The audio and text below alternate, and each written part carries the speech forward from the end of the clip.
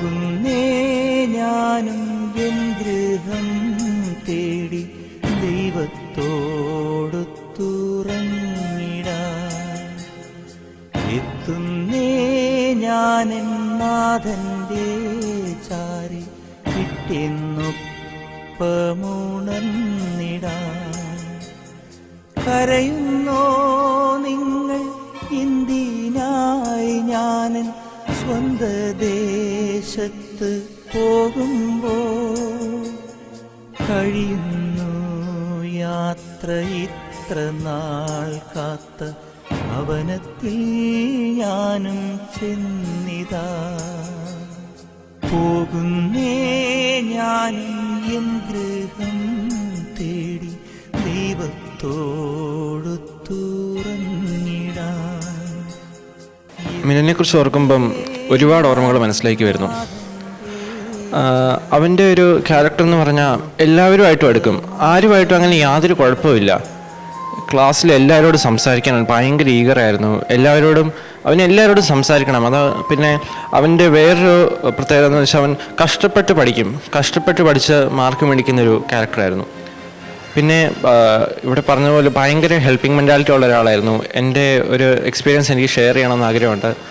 അപ്പം ഒരു ദിവസം എനിക്ക് ഇവിടുത്തെ സ്പോർട്സ് ഡേ ആയിരുന്നു. അപ്പം ഞാനിവിടുത്തെ സ്പോർട്സ് മിനിസ്റ്ററാണ്. അപ്പം എനിക്ക് അതിൻ്റെ ഒരു ഓത്ത് പ്രിൻ്റ് എടുക്കണമായിരുന്നു. അപ്പം അന്നൊരു അവധിയുള്ള ദിവസമായിരുന്നു. അപ്പം പ്രിൻ്റ് എടുക്കാനായിട്ട് ഞാൻ കുറേ പേരോട് ചോദിച്ചു. അപ്പം അവർക്കൊക്കെ കുറച്ച് പ്രശ്നമുള്ളതുകൊണ്ട് അവർക്ക് എടുത്തു തരാൻ പറ്റില്ലെന്ന് പറഞ്ഞു. അപ്പം ഞാൻ മിലനോട് ചോദിച്ചു, മിലൻ്റെ വീട്ടിൽ പ്രിൻ്റർ ഉണ്ടായിരുന്നു.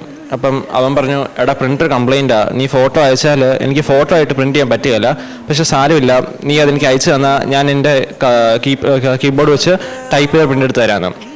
ചെറിയൊരു കാര്യമാണെങ്കിൽ പോലും അത് ചെയ്യാനായിട്ട് അവൻ കാണിച്ച മനസ്സ് വളരെ അപ്രീഷ്യബിളാണ്. അവൻ എപ്പോഴും ഞങ്ങളുടെ മനസ്സിൽ കാണും. And I just want to say that അവൻ മെറ്റീരിയലിസ്റ്റിക് ആയിട്ട് ഞങ്ങളുടെ കൂടെ ഇല്ലെങ്കിലും എപ്പോഴും ഞങ്ങളുടെ ഹാർട്ട്സിൽ അവൻ കാണും. And I just want to say Milan that Lavani will never be complete without you. കർത്താവേ ജന്മം ധന്യമാ. പോകുന്നേ ഞാനും എൻ ഗൃഹം തേടി ദൈവത്തോടൊത്തുറങ്ങിടാൻ.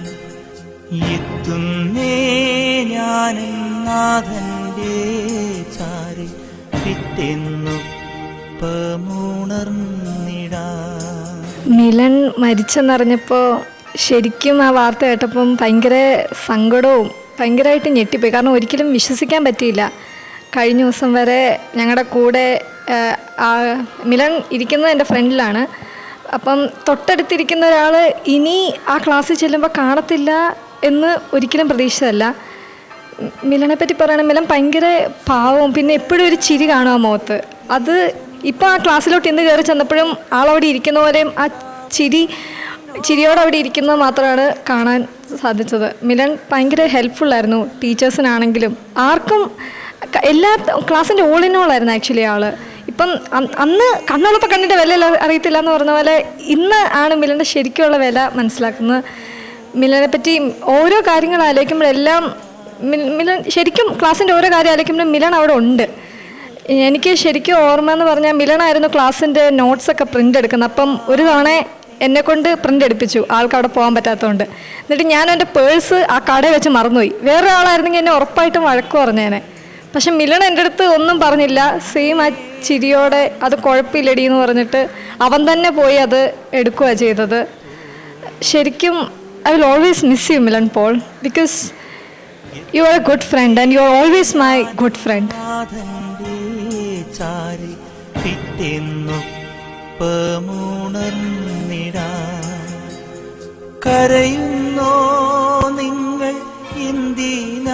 ഇപ്പോഴും വിശ്വസിക്കാൻ പറ്റുന്നില്ല മാമ മരിച്ചെന്നുള്ള കാര്യം. കാരണം ഇന്ന് ശരിക്കും ഞങ്ങളുടെ 11th ലാസ്റ്റ് ഡേ ആവേണ്ട ദിവസമാണ്.